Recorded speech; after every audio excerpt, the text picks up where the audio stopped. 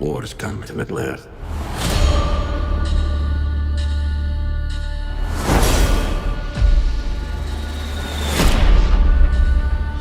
This is the work of Sauron. Hello, everybody, and welcome back to another episode of Nerd Soup. I am Reuben, joined here today with Aaron, and we are back to review The Rings of Power Season 2. We did the first 3 episodes when they dropped on Prime, and because the season was so good and just kept taking our breath away, we couldn't review it. We were absolutely speechless after every episode, so now we're going to recap the full 8 episodes. But before we do that, let me let you guys know that you can listen to this wherever you get your podcasts, not just here on YouTube, Apple, Spotify, Amazon Music, all those places. And check out our Patreon page if you want some more soup, extra podcasts. Go and check it out. I'm not going to break down the tiers because I always fuck it up. It's only 2 tiers, really. Just bad at my job. Aaron, how's everything going? Where are you on social media? At Nerd Soup Monkey still? Yeah, barely. I kind of just use it as a way to get my frustrations out about like football and stuff. So if you're into that kind of stuff, come say what's up. Yeah, Cam really enjoys those tweets. Yeah, I mean, he's got notifications on for you. I'm not even kidding. We've talked about it ad nauseum at this point, but Twitter is just a fucking hell app. The Mordor of social medias? Probably worse. There's like the bots are like... Yeah, the orcs are better than the bots. At least the orcs have families. It's a complete opposite of what it's supposed to be, but whatever. Yeah, no, we're not here to complain about Twitter. We're here to complain about Lord of the Rings. I was going to say it's worth it for like the occasional like Dua Lipa picture that pops up on the timeline. It's literally just the most like the craziest political takes or conspiracies ever, and it's like Dua Lipa. Just when I think I'm out. Dua Lipa drives me right back in. Oh, yeah. But yeah, Rings of Power. That's what we're here to talk about. Yeah, Rings of Power, Season 2. As previously mentioned, we did review the first 3 episodes, so if you're interested in that, go ahead and check it out. And now we're going to do the final 5. And I'll start it with some brief thoughts. I am very disappointed in this season. Obviously, I was joking in the intro, because I really enjoyed the first 3 episodes, more so than you did. I thought they were really strong and that they were finally embracing what everybody loves about Lord of the Rings. It's not just the adventure, it's not just the characters and the epic journey, but it's the horror elements. It's the darkness within that Tolkien was so good at tackling. Very underrated when it comes to the push and pull between the light and the darkness in this universe and as it relates to certain characters. And that was really one of the main themes, I thought, of Season 2 when it comes to characters like Galadriel and Celebrimbor and what was happening at Khazad Dûm. And even with, what's his face? What's the elf? The main elf? Elrond? Elrond, yeah. L to the OG. Even with that character, with, whether or not he was going to use the ring or, advise against it. And then, the entire season, I don't want to say it was a waste of time, but it certainly felt like one. With Lord of the Rings, the original trilogy, it always felt like every scene was a small step on a larger journey. Whereas here, it feels like a wasted opportunity to really develop what this journey is supposed to be about. And it's a prequel, so we all know where it's headed. And that's always the problem that you run into with prequels, is that we know the ending. But a lot of the times, a reason why a movie like Revenge of the Sith works so well is because that impending doom is hanging over every part of that movie. It becomes agonizing to watch. You don't feel any of that with Rings of Power. In fact, things just feel like your normal everyday adventure in this world. Even though we know what's coming, even though the characters know what's coming, it's not palpable whatsoever.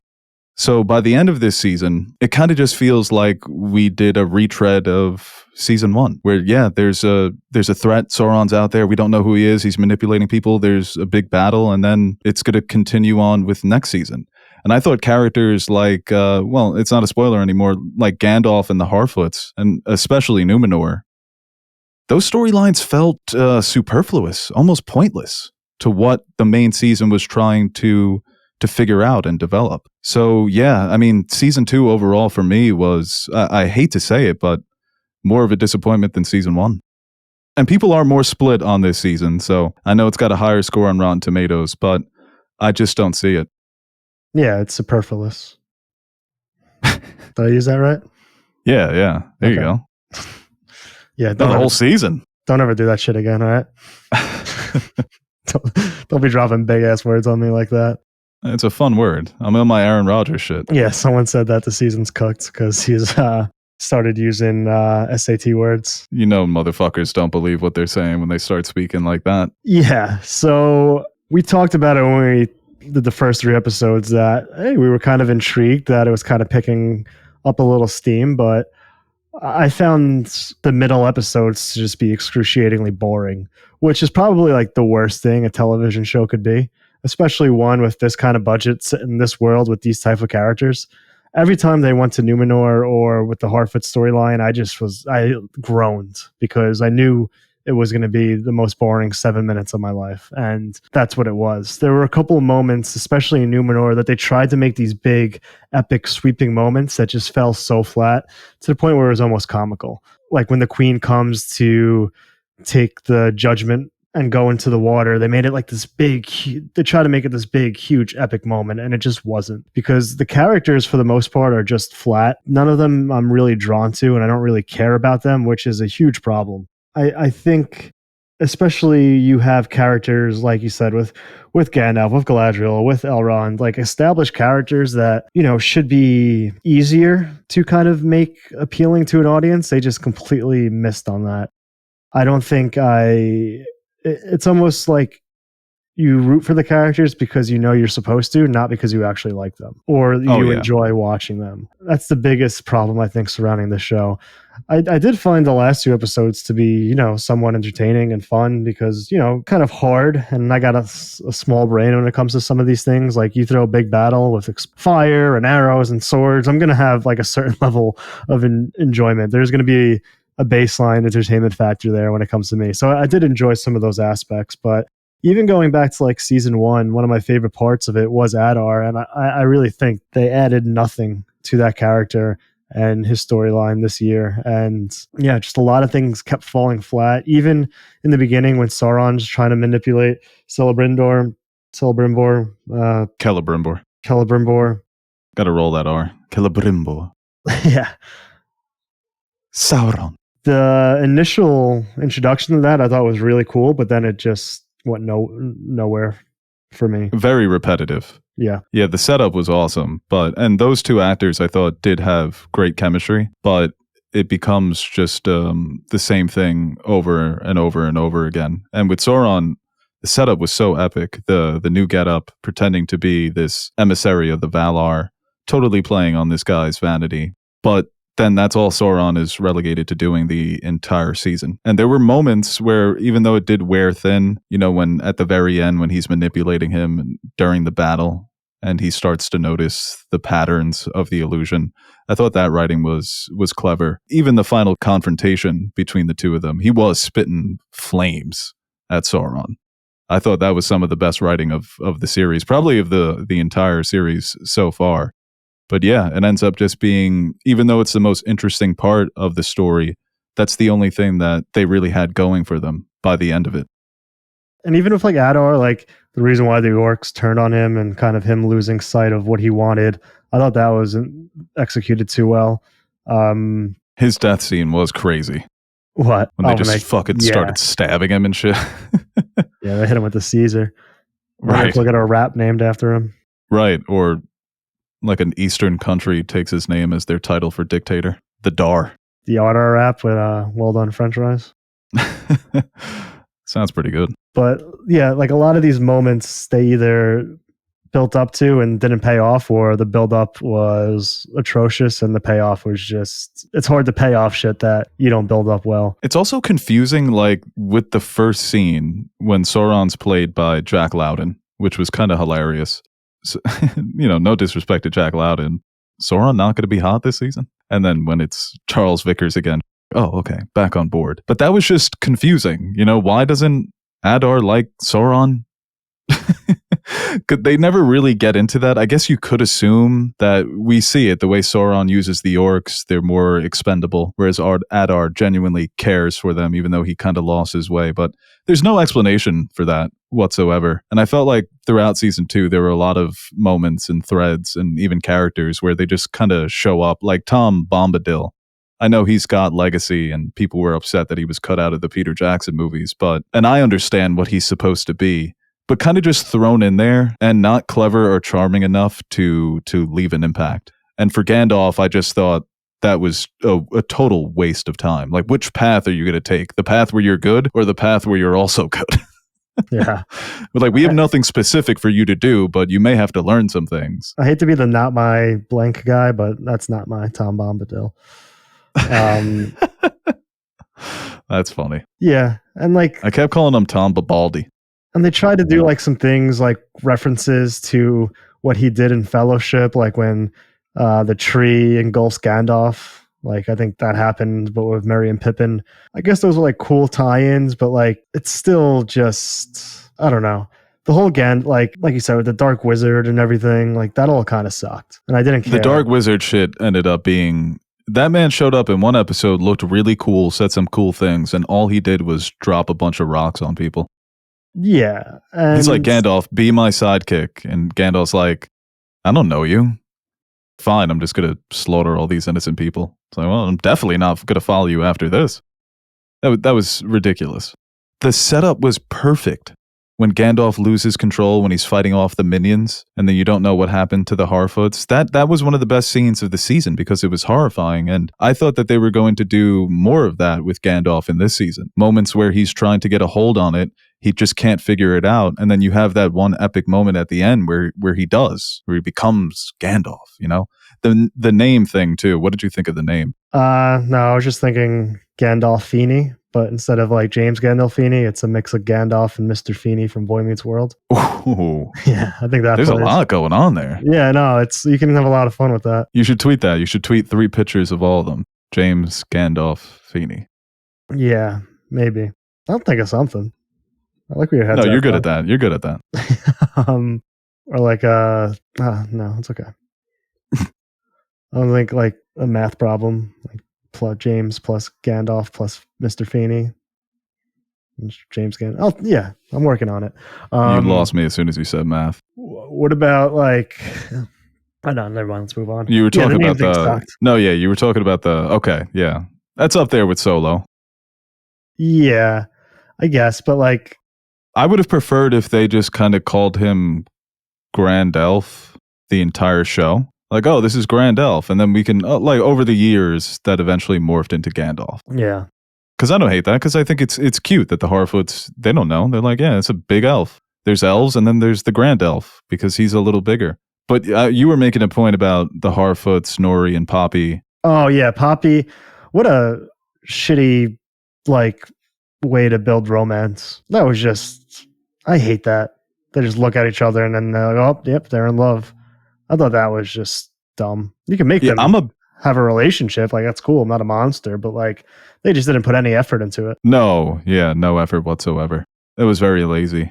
And I'm someone who loves the Harfoots. I love Poppy. I'm president of the Poppy fan club. But, yeah, that whole storyline with them meeting the other Harfoots that aren't Harfoots, but they are Harfoots, but they're not hobbits, but they are hobbits. I don't know what's going on there. I imagine they're all headed to the Shire. Yeah, all that was just very, very pointless. And those characters are supposed to ground the story. Not to keep comparing it to the movies, but one of the best scenes in the trilogy is when the hobbits are in that tavern. That grounds everybody who's watching it in that movie because of how scary that circumstance is and those interactions, and then Aragorn saving the day.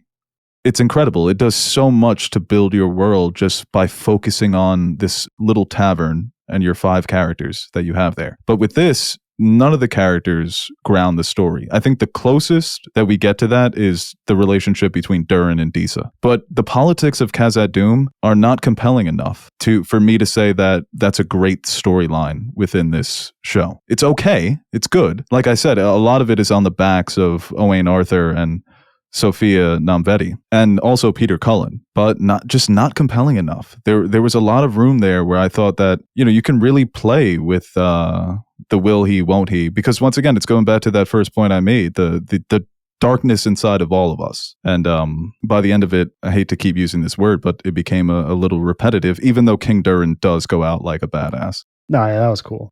But even like for the big budget and the visuals, and I it does look good.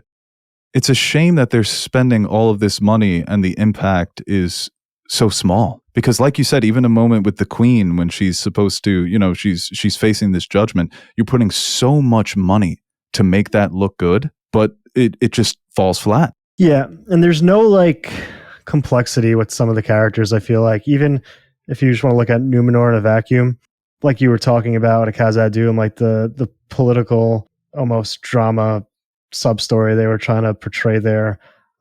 There was just no intrigue for that, and it felt very rushed at times because they are jumping around, but they never really fully fleshed out any of that. It's very easy to find, you have the honorable captain and the righteous queen, and then the evil usurper with the shitty son. Just very surface level. Nothing really to dig your teeth into. The way they killed what's his name, who stuck up for him. Oh right, yeah. That sucked. Yeah. R.I.P. to that guy. And that's a problem too, like going back to how bad the characters are. You really feel no attachment for any of them. You don't really follow the names, and it just creates a lack of interest while watching, which hurts when you're trying to follow a story that jumps around. Where so many, like there are times like when you watch shows and they go to a part and you're like, come on, let's get back to that. That's usually like maybe like 10% or one, maybe two subplots. I feel like 80% of the places that we go to are just automatic loss of interest. Dude, it really is such a shame because I almost want to rank each storyline as to how my interest would wane. I think number one has to be everything with Isildur. Dude, like, and yeah, another thing, like Isildur, like, Isildur. Obviously not a big part of the movies, but like very much is. Legendary. Our first introduction of like how the ring corrupts, and kind of is a small little sample of kind of one of the major themes and things they try to play out in the trilogy. And just nothing. I don't, Theo redemption, fuck that. You'll never make me change my mind on that, brat. Arendir's cool, but like that's it. Dude, I thought the moment with Arondir and Adar on the battlefield, Adar's not killing him. Are you kidding me? Like clearly just wanting to keep the guy around so we can have him in season 3. But you have a moment like that with your arch rival who killed your lover and you have the opportunity to kill him, you fail miserably, and he doesn't take you out?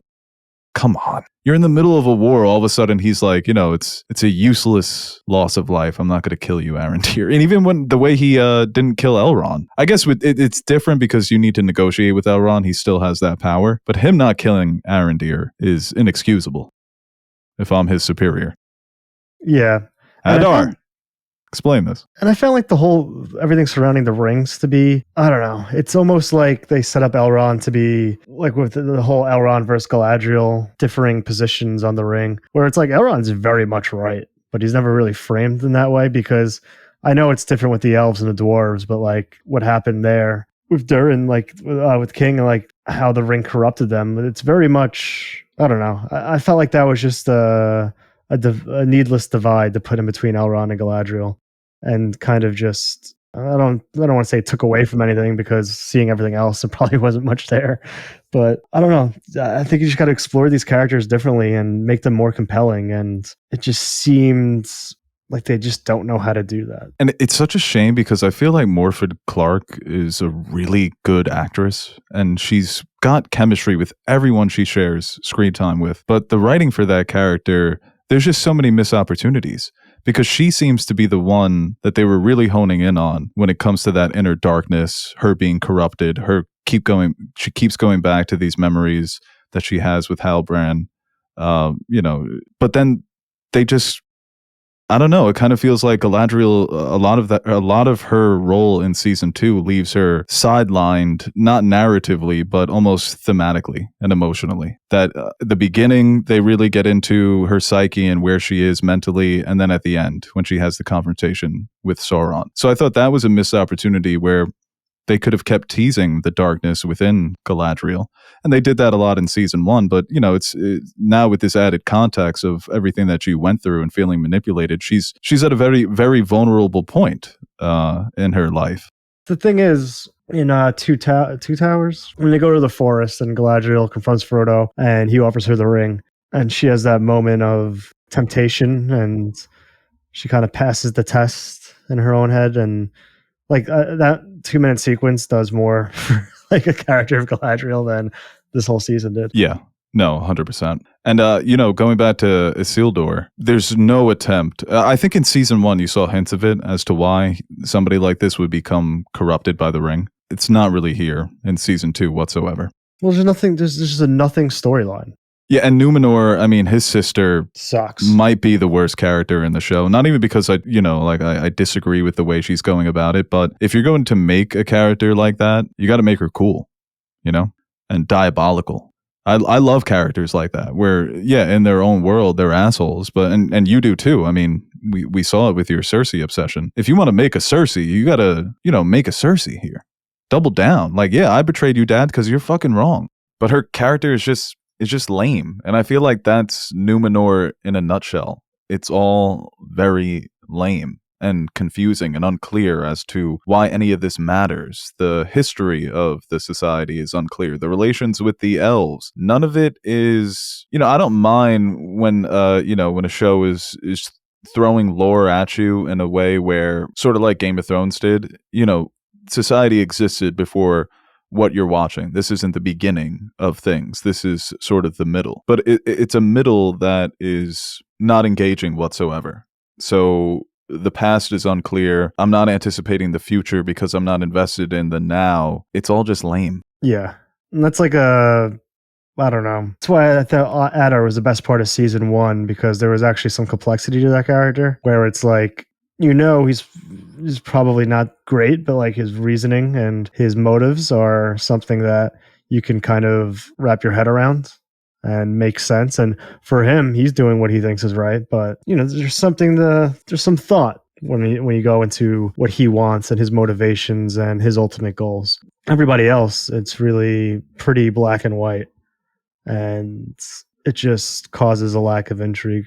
Yeah, and I think with Sauron, because he is the big bad, they can embrace his villainy and all the things he's willing to do to manipulate people. I did find a lot of parts of his character arc in this season to be clever. But like I mentioned, it does eventually wear thin. But his obsession and the relationship between Sauron and Celebrimbor was fascinating at times to watch. But I think Charlie Vickers, I was a bit critical of him in season 1. And really, it looks like they just didn't give him enough room to flourish, because that man can be very charismatic and charming. And we see that he does go through a transformation, having to play this new personality, this new persona that he's using to manipulate the elves. So there were parts of his performance and his arc that I did find very intriguing, and I was very impressed with him as a performer. I think that this is a star-making performance where it's not obviously the best acting or the best written character we've seen on television over the years, but he's so good. He's elevating this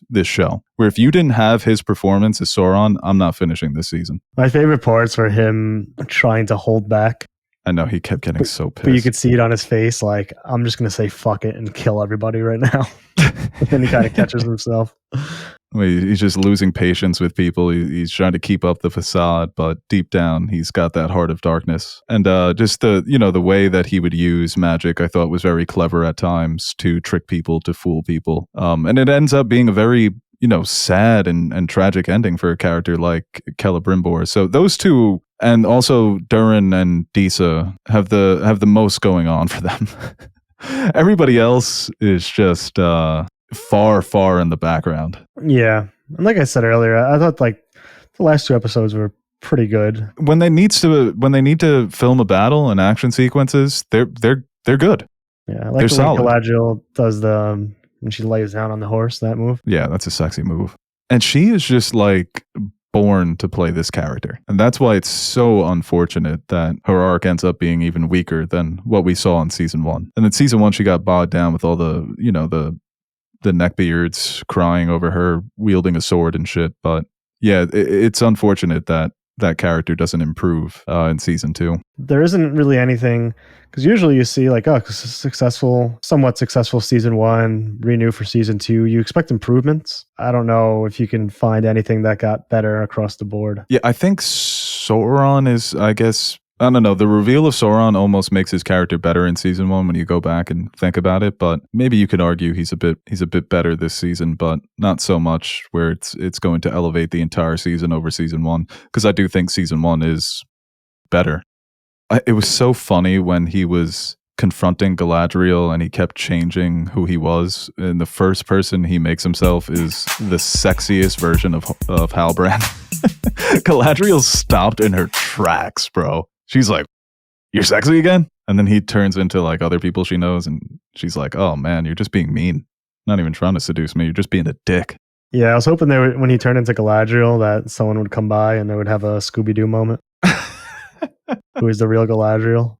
Just asking them deep cut questions. The real Galadriel, she doesn't know any of the lore. Galadriel is like a Chad. She wants to fight everybody. I knew he was doing something when he kisses her in the tent. I'm like, yeah. Oh my god! At first, I hated that because I thought they were trying to make a romance there. I was like, ew, that's disgusting. I do kind of like. I don't know if I'm out on the show because getting to see. I don't know how long they're gonna go. I feel like how they've done battle sequences. Like I wanna see the confrontation at the end. I think they have the potential to nail that, and I think that'll just be pretty cool to watch. Maybe I just watch that if I get too bored and don't want to like tough it out. But that's exactly what I was thinking. I was like, I think I'll just tap in for the finale. Yeah. It does seem like things might be closing in and getting a little bit more contained, which I think will help. Now Arondir's with them, and then what's his name? Isildur's dad is coming.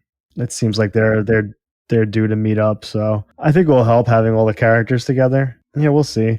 Maybe now without Adar, we focus more on Sauron. But yeah. More Sauron the better, because I can listen to that guy speak in his Anatar voice all day. But there's no, like, when I'm watching a good show, when I was watching Severance, when I'm watching One Piece, when I'm watching, when I first watched Game of Thrones, I would finish an episode and just be so excited, and like I wouldn't even think twice to put on the next one. I would watch until longer than I should, stay up late, and then there was just an intrigue for what was to come. With this, when I didn't watch week to week, I got to watch the first 3 episodes and then waited a few weeks and then kind of caught up from there. When I finished episode 4, episode 5, I'm almost like, all right, I guess I'll watch the next one, which is horrible for a show. That's not what you want. It's horrible too because, as you just said, we all know that it's headed towards an epic finish. So something where the end is so clear in sight for everybody who's watching, and then your show feels rudderless, is such a bad combination. We know where it's going, and yet it still feels aimless, like there's nobody in charge.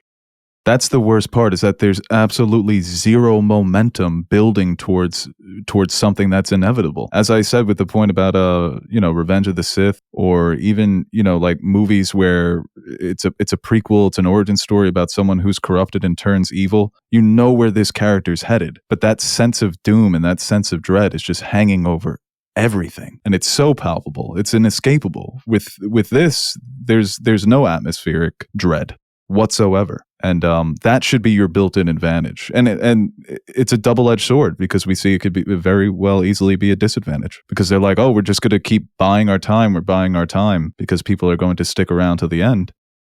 We will see. Isildur was crazy for trying to steal that dude's girl right in front of him. Yeah, I guess that shows why he would be corrupted by the ring. No, but they try to play it off like as, oh, that's just fucking mean. Yeah, he would get canceled on TikTok, dude. Breaking up a happy home. Gen Z's trying to cancel Isildur. Listen up, Gen Z. You got something in store. You can't cancel the Prince of Numenor. Oh, damn. You got that fucking written already. He's not royal, but whatever. Yeah. It rhymes. Yeah. There's rings of power. It doesn't matter if it's logical or not. Gen Z's trying to cancel Sauron? Listen up, Gen Z. I'm going to tell you a thing. You can't cancel the dark wizard that wields the rings. You're too good at that. Don't ask me to go to the 3rd or 4th bar, because I got nothing. Gen Z is trying to cancel Bilbo? Wasn't all that he was out to be. He left some things out in that book of his. I'm going on an adventure. All right, guys, I think that does it for our review of Rings of Power Season 2. It's starting to feel like a funeral in here, and it's a beautiful day outside. I don't want to get too down in the dumps. Aaron, thank you for joining me for this. Oh, sure. At least the penguin's fun.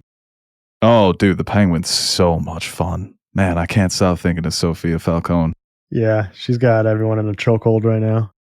All right, guys, we'll see you very soon. Check us out. More reviews coming. Penguin, other stuff too. Peace.